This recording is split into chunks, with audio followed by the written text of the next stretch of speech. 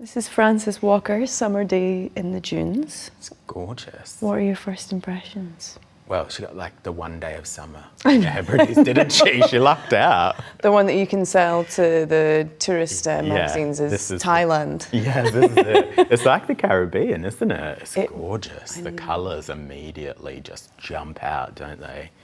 That's the thing. The thing I love about the Hebrides, it's like, it feels like I could be back in Australia, in Queensland, on a beach, except then the wind kicks in and it's like whipping in the face and you're getting exfoliated.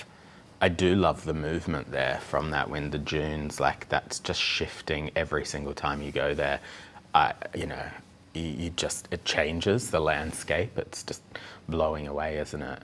And it feels like with the dunes themselves, you could be looking like through water because of those ripples. I hadn't really considered how much the water and the land echo each other on the coastline in these kind of instances. It's gorgeous. Yeah, it's this beautiful landscape, but kind of up close, the figurines, they kind of feel a little bit folky and naive, don't they? They kind of, something so vast, but it kind of draws you into that woman, is it, walking on the beach with a dog, or me and my dog. I have a little blonde dog. It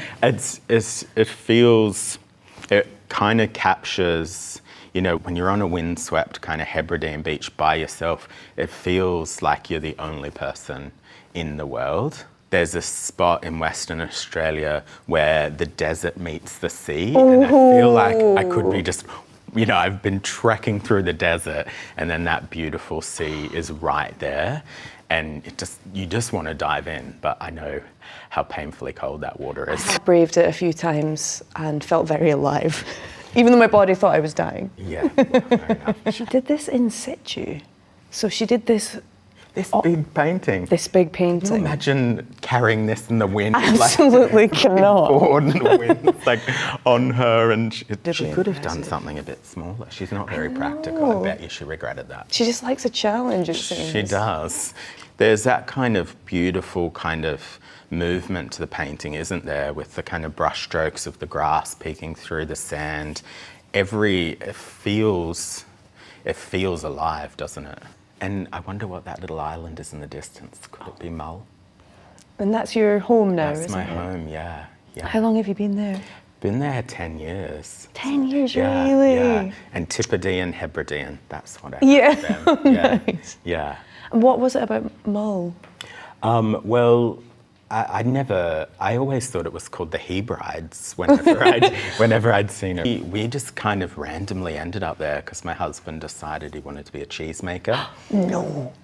And then, so we found a Scottish cheesemaker and then landed in Tobermory, and, you know, we realised we'd just arrived in paradise. We had no idea where we were going. We tried to go back to Australia, but just to thaw out, really, because it was just cold and wet.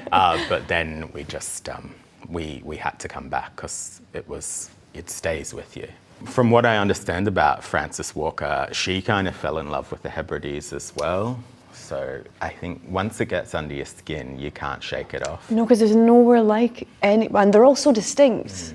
But there isn't anywhere else I've been in the world that has that same feeling. Yeah, I wonder what she's up to now. Hopefully taking the wee dog out on a boat. Do you take your dog out on boats I do. very often? My dog loves being on the water.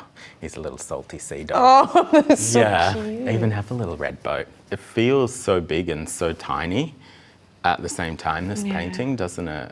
Like, I think she is just a little speck of sand on a beach herself. And I think she moved around the Hebrides quite a lot. She was a school teacher. Okay. And you travel the Hebrides quite a lot, don't you? Part of my show is going to lots of different islands in the Hebrides, you know, South Uist, Harris, all of these gorgeous kind of wind-swept, sandy places. And I think the part of the Hebrides I love more than the environment and the nature is the people. So I'm like immediately want to know. You want to know more about her. Person does. She reminds me of an apothecary I did up on Harris. This kind of really crazy lady. She was a witch and she walks on the beach and she collects seaweed and botanicals, and then she goes back to her apothecary into a lab and mixes up all sorts of potions. She has a broomstick over a door.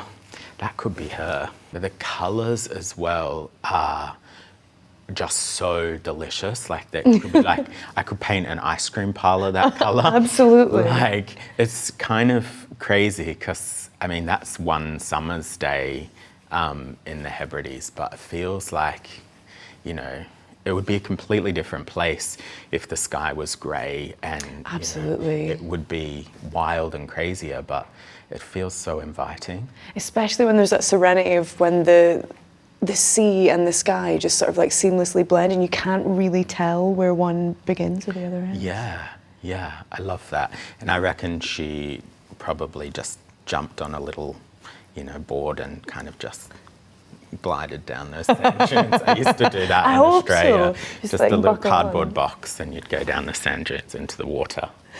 Yeah. So is there anywhere that you haven't been in the Hebrides that you would like to visit? I feel like I filmed Scotland's Home of the Year, and that takes me, as well as my show, around, you know, everywhere. I kind of fell in love with Orkney, and there's obviously so many islands up there that I'd love to explore. So if you were to hang this, Yeah. how would you house it? What interior would you create to give this prominence of place? Oh, that's a good question.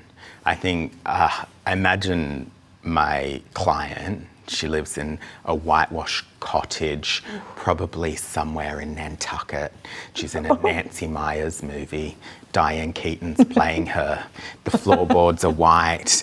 Like, you know, it's on stilts. It's she has all the friends over. Jack Nicholson's a husband.